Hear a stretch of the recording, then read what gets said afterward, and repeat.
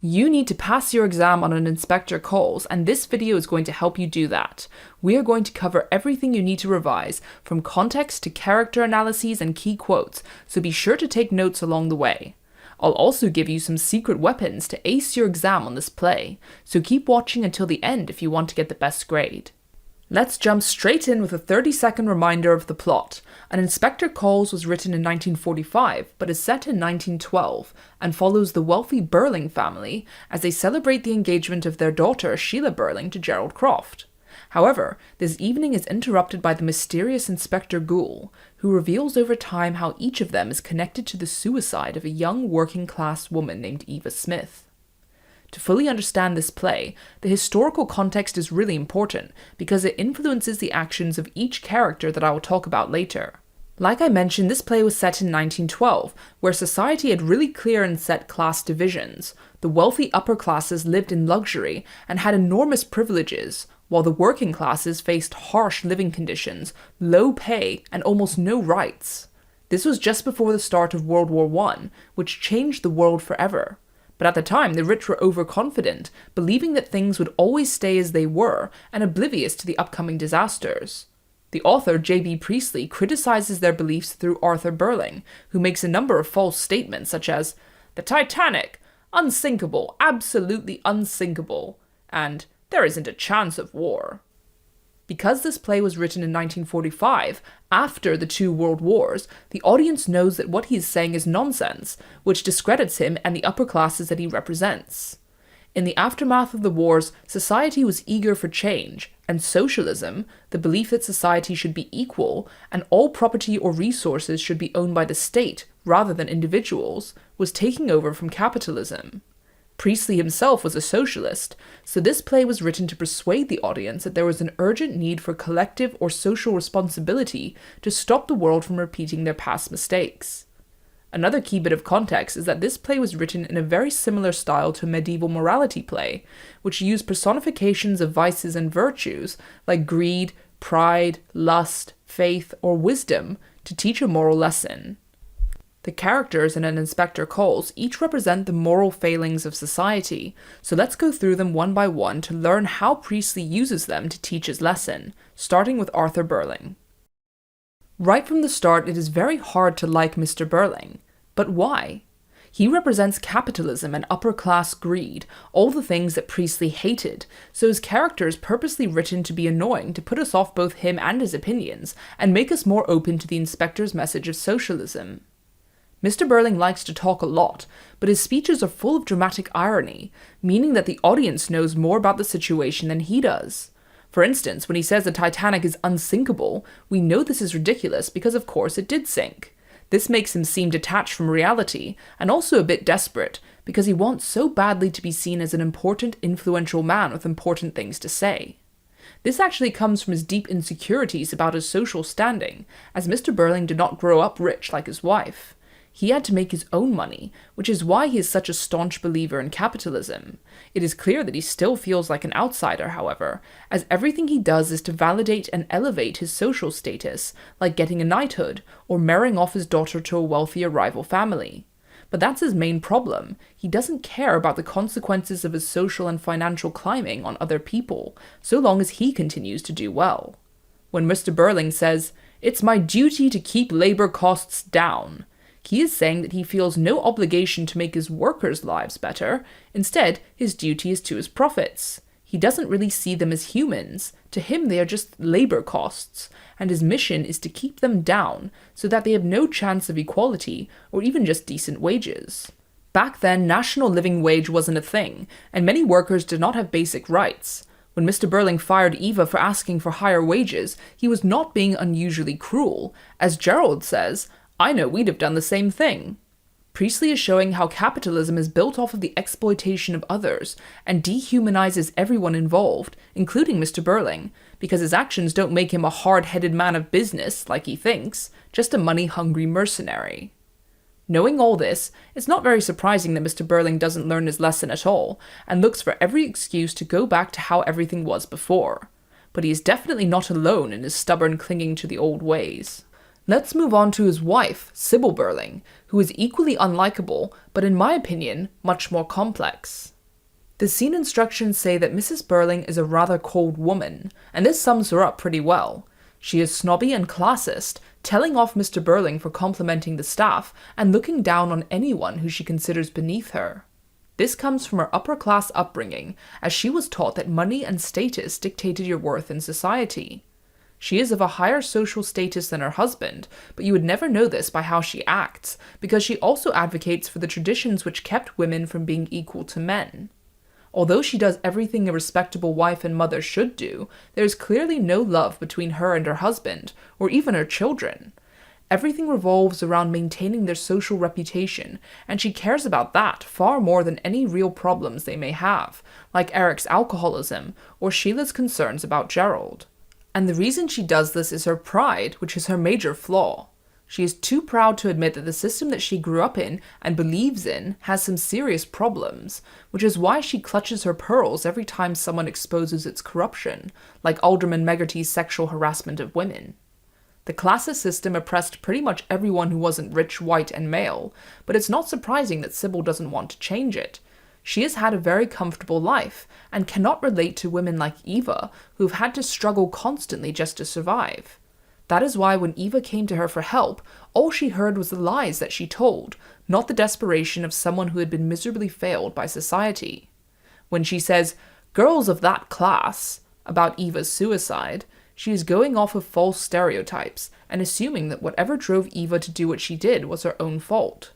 However, Sybil did have some justification in turning Eva away, as at the time charities were privately funded, and the fact that Eva lied gave Mrs. Birling an easy no out of the hundreds of other women who had also applied for aid. This highlighted the need for a welfare state where people could receive unbiased help, rather than going through women like Sybil, who were unqualified and highly prejudiced. And the irony is that no matter how unlikable she is, Mrs. Birling is also a victim of the very society she advocates for. Because of her pride, she has stopped herself from achieving anything in life for herself, or spending it with people that she loves, and is probably very lonely.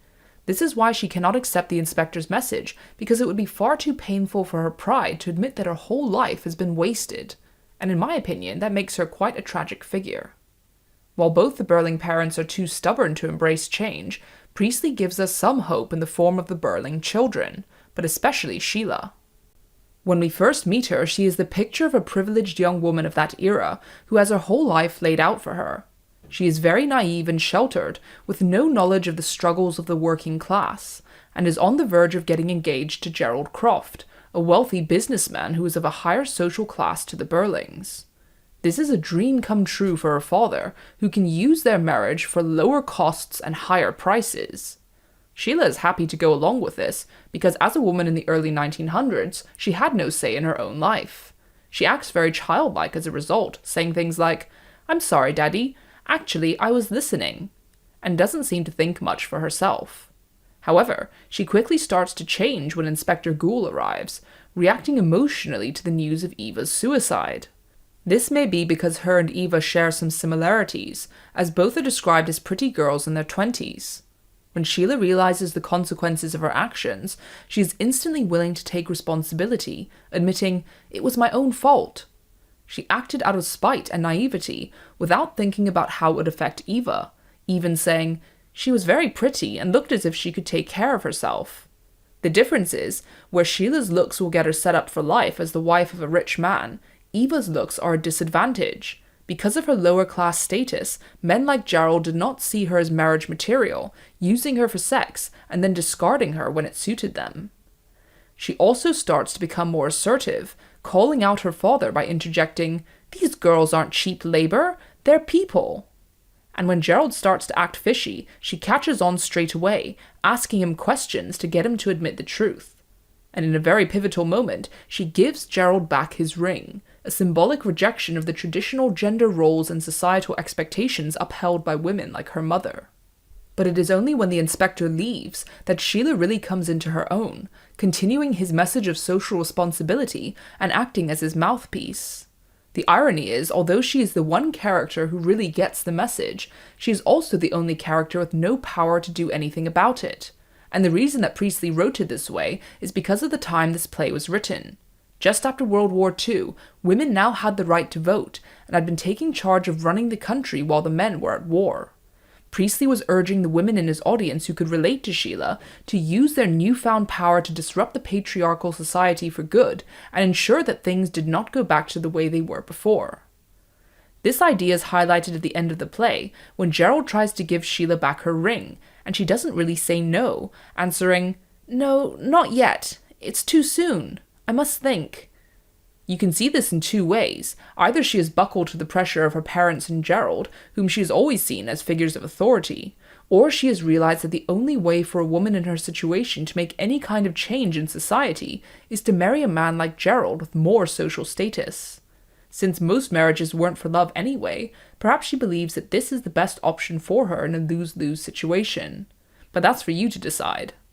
Sheila has someone on her side, though, in the battle against her parents, her brother, Eric. So why didn't Priestley write him as the hero, since he is a young man with power in society and is set to inherit his father's company? Eric should have everything going for him as a rich, privileged young man who has the world at his fingertips. But although he seems carefree on the outside, he is actually treated like an outsider in his family from the beginning. The scene instructions say that he is the only one downstage, meaning that there is physical separation between him and the other characters, and he is also the only one who is not in a couple at his sister's engagement party. His parents clearly have no respect or love for him, as his mother ignores his drinking problem completely, while his father immediately puts him down whenever he speaks, saying, "Just let me finish, Eric, you've a lot to learn yet," or "Keep quiet, Eric." Unlike his sister, who puts on a show of respectability, Eric can't seem to meet society's expectations of him, and as a result, his family blatantly pushes him away. This is probably why he is described as not quite at ease, half shy, half assertive, and uses alcohol as a coping mechanism. His family's lack of support only causes him to act out more, however, as he doesn't have the guidance to help him develop responsibility or maturity. However, he is able to at least show sympathy for Eva's death, exclaiming involuntarily, "My God!" This implies that both he and Sheila as the younger generation have at least the bare minimum of morals and empathy for the working class, because they are less bound by the traditions of the older generations. Eric is able to see the problems caused by their capitalist society, and even challenges his father by arguing, "Why shouldn't they try for higher wages? We try for the highest possible prices." It really doesn't matter, however, as Mr. Birling will never listen to his opinions anyway, so he channels his frustrations into drinking. His alcoholism is clearly a serious problem, as it leads him to commit the worst act of the play, the horrific crime of raping Eva. But although he admits to it, he doesn't take full responsibility for it, or even say the word rape, saying, "I was in that state when a chap easily turns nasty." Notice how he doesn't even say, "I did it." He uses third person, a chap, to distance himself from the crime. And once he finds out his mother's involvement, he immediately turns the blame onto her, crying out, "You killed her! And the child she'd have had too! My child! Your own grandchild!" It almost seems like he is using this to twist the knife into his parents for all the times they've ignored and demeaned him. So when he teams up with Sheila at the end, it leaves us to question whether he has really changed, or whether he's just happy that his parents are getting torn apart and scandalized. This is especially questionable when we remember that Eric is totally hammered by the end of the play, as he has been drinking from start to finish, an easy thing to forget when you read the play rather than watch it. In all likelihood, he won't even remember what happened the next day. But why did Priestley write him this way?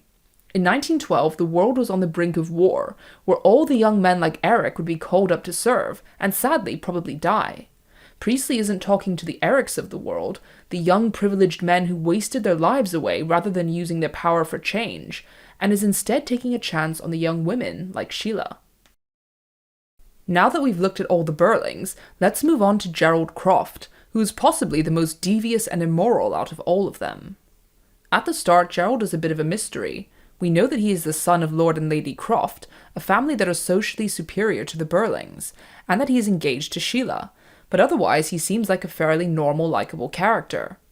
However, when the inspector arrives, it is soon clear that he isn't exactly a saint, as his affair with Eva, or Daisy Renton as he knew her, is revealed. Somehow he still doesn't come off too badly, however, since he seems to have treated her quite generously, And to be honest, in those days, it was very common for men to have mistresses and affairs. Even Sheila says, "I don't dislike you.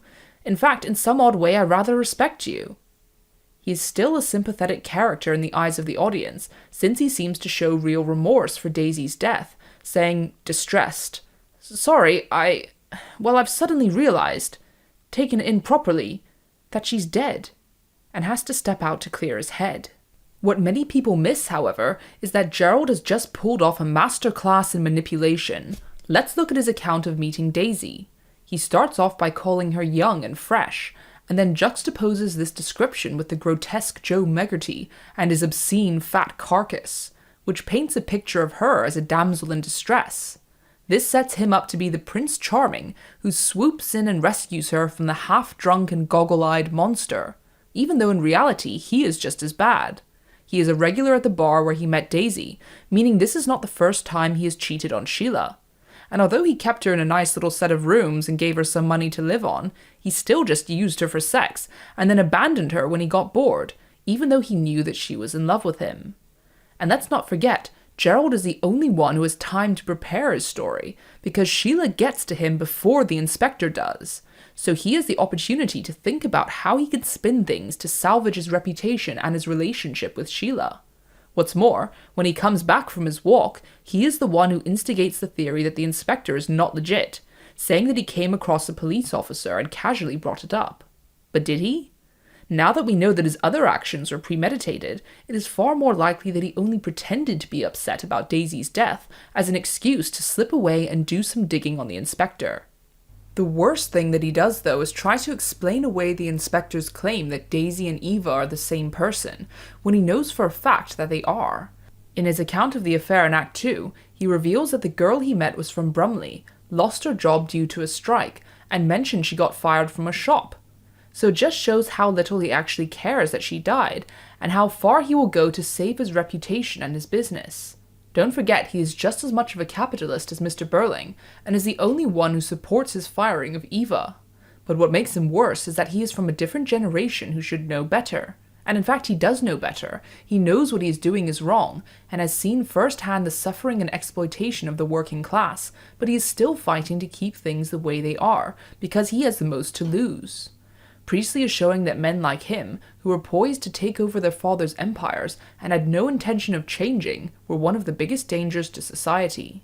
So now that we've analysed all the suspects in Eva's demise, let's take a look at the man who's responsible for all the chaos, the mysterious Inspector Goole. As the title suggests, the inspector is the most important character in the play, but who exactly is he? We are never given any clues about his past, only that he is a police officer. But by the end, we know that that isn't true either. One interpretation is that he isn't even human at all, but a supernatural being sent to show the Birlings the error of their ways. And this kind of makes sense when we look at all the facts. One important note from the scene instructions is that he creates at once an impression of massiveness, even though he is not a physically large man. This implies that he has an inbuilt sense of authority over the Birlings and Gerald, despite the fact that they are in a much higher social tier. However, it would have been very unusual for that time for a simple police inspector to be the dominant character in a room full of wealthy people, as the upper class generally considered themselves to be above the law. Gerald Croft even says at one point, "We're respectable citizens, you know, and not criminals." This is a stereotype that many of the upper class shared, that crime was reserved for the lower classes, and therefore one of Inspector Goole's main goals is to prove that each of them have been involved in immoral or criminal behavior. He already seems to know everything about the characters and their actions before they even admit to it, and Sheila picks up on this, saying in Act 1, "He knows. Of course he knows. And I hate to think how much he knows that we don't know yet." This hints again that he is a supernatural presence, especially since Eva's suicide happened only a few hours previously, and all he has to go on is a letter and a sort of diary. Throughout his interrogation of the Birlings and Gerald, Goole consistently delivers the same message of social responsibility, urging them to take accountability for their actions and understand how it affects society as a whole. His views reflect the views of the author, so he is essentially a proxy or mouthpiece for Priestley's politics, who was a socialist and very critical of the capitalist and classist systems. As a result, Goole is kind of a two-dimensional character who only exists to teach a moral lesson. This is clear in Act 3, when he delivers what is basically a sermon to the Birlings before he leaves, warning them that if men will not learn that lesson, then they will be taught it in fire and blood and anguish. A reference to the upcoming world wars, but also to Christian depictions of hell. By linking his socialist views with Christianity, the dominant religion in England, he was making his radical politics more digestible to his audience. But why was the idea of a fair society so controversial? To answer this, let's move on to the most important theme in this play, social responsibility. We have to remember that An Inspector Calls was written in the immediate aftermath of 2 world wars, the most horrific conflicts in mankind's history. Millions of people's lives were affected, and it was only natural that society was desperate to move away from the politics which had led them into war. New ideas such as socialism, which promoted the common good over the selfishness of capitalism, were increasingly popular, as proven by the landslide win of the Labour Party in the UK, despite Churchill leading the country to victory in World War II. As I mentioned, Priestley was a socialist, and therefore he makes it very clear to the audience in this play that he thinks responsibility and socialism are right, and self-preservation and capitalism are wrong. This is why the capitalist Mr. Birling and the traditionalist Mrs. Birling are written to be so unlikable and deluded.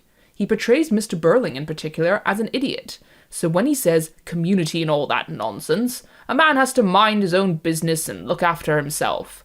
We are inclined to think the opposite. But it is not just the older Birlings who contribute to Eva's death, and through the inspector's interrogation of each character, he reveals that it was a chain reaction of events that led to her taking her life. And this is why social responsibility is so important, because it means thinking about how your actions can have a ripple effect on the lives of others, especially if you are in a position of power. The inspector sums this up in his final speech before he leaves, stating, "One Eva Smith is gone, but there are millions and millions of Eva Smiths and John Smiths still left with us. We don't live alone. We are members of one body. We are responsible for each other." This is the direct opposite of Mr. Birling's speech about self-preservation, and flat out tells the audience that this play is not about Eva Smith, it is about the millions of working-class people represented by her. In the same way that a lot of small actions led to one terrible thing, Priestley is implying that a lot of small positive actions can lead to widespread social change. But the reason why such inequality existed in the first place was the class system, which created a massive divide between the wealthy and the working class, who almost seemed to exist in a different world. When Mrs. Birling tells Mr. Birling not to thank the cook for dinner, saying, reproachfully, "Arthur, you're not supposed to say such things." It's not just her being rude, it's how things were done in those days. Classes did not mix, and therefore it was easy for the rich to not even see the poorer classes as human, since they had no interactions with them on a human level. Eva Smith's character represents the faceless masses who have been exploited and abused by the class system. Each of the Birlings and Gerald's actions against her highlight all the ways that the working class were oppressed by those with power. She is not allowed to ask for a fair living wage because workers' rights did not exist at that time. She is fired at Millwards on the whim of a petty rich girl, and she is used by both Gerald and Eric for sex. And finally, she has to go through the prejudiced and unqualified Mrs. Birling to get help because there was no welfare state for those who desperately needed it. Priestley is showing that classism and capitalism dehumanizes everyone involved, both the victims and the oppressors, because they are selfish, self-serving systems that neglect the common good. But for the older generations, this kind of change was their worst nightmare. Arthur and Sybil are clearly very set in their ways, which is why they refuse to take any responsibility for their actions. In fact, Sybil blatantly says, "I accept no blame for it at all." This is because they have spent their entire lives believing in a corrupt, rotten system. So if Mr. Birling admits that he is at fault, he is admitting that the system needs to change, which means less profits, and as a capitalist, he cannot support that. Mrs. Birling is a bit more complex. She too is a victim of this system, which has stopped her from spending her life with people she actually cares about, or achieving anything for herself. But that would be admitting that her whole life has been wasted. This is why they are practically gleeful when it comes out that the inspector might be a fraud, and are desperate to go back to how things were before. However, Sheila and Eric are not yet stuck in the traditions and values of the older generation, and are able to see the problems in society and the need for change. Eric is pretty much against everything his parents support since he has a bad relationship with them. But Sheila in particular is really receptive to the inspector's message and is determined not to let them get away with ignoring the lessons they've learned that night. This suggests that Priestley had hope for the younger generation to break away from the prejudices of their parents and fight for change and the common good. Another area where we can see a clear generational divide is the theme of gender and power. As a traditionalist, Mrs. Birling allows herself to be confined to her expected role as a wife and mother, even though she is from a higher social bracket.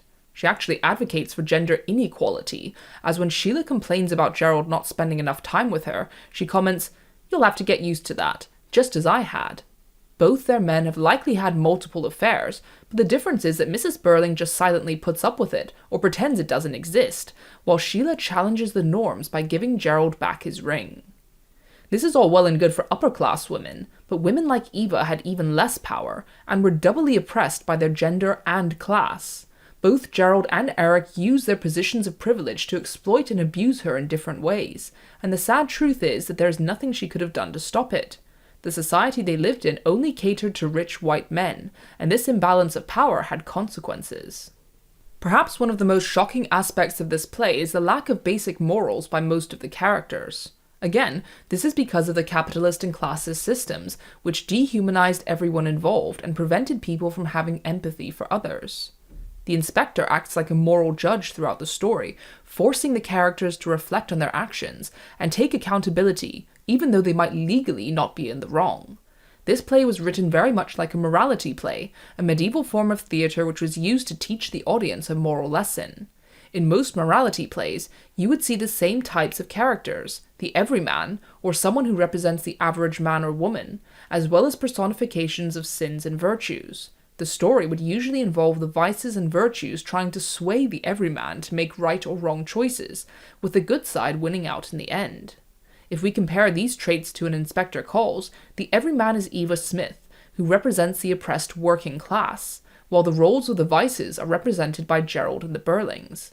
Mr. and Mrs. Birling could be said to represent greed and pride, while Sheila is guilty of envy, Gerald of lust, and Eric of gluttony. The inspector represents the side of virtue, as in the play, he is a figure of unquestionable truth and moral authority. But who wins out in the end? To answer that, let's take a look at one of the big questions in this play. As we know, everything quickly falls apart once the inspector leaves. The Birlings turn on each other, with accusations and scapegoating flying around, until Gerald turns up with his theories about the inspector and Eva. Despite Sheila's best attempts, her parents immediately jump on this bandwagon, as they have not learned a thing out of the night's ordeal, and Eric is blind drunk and clearly needs a lot more work before he can really be considered redeemed. And at the end, even Sheila seems to be faltering, as she doesn't really say no to getting back together with Gerald. Right at this moment when all seems lost, the phone rings and Mr. Birling is notified that a girl has committed suicide and an inspector is on the way to their house to question them. This is quite an unusual twist to end on, as the Birlings seem to have ended where they started, but this cyclical structure was created purposely by Priestley to symbolize how the Birlings, and society in general, are doomed to repeat their mistakes over and over until they finally truly learn the importance of social responsibility.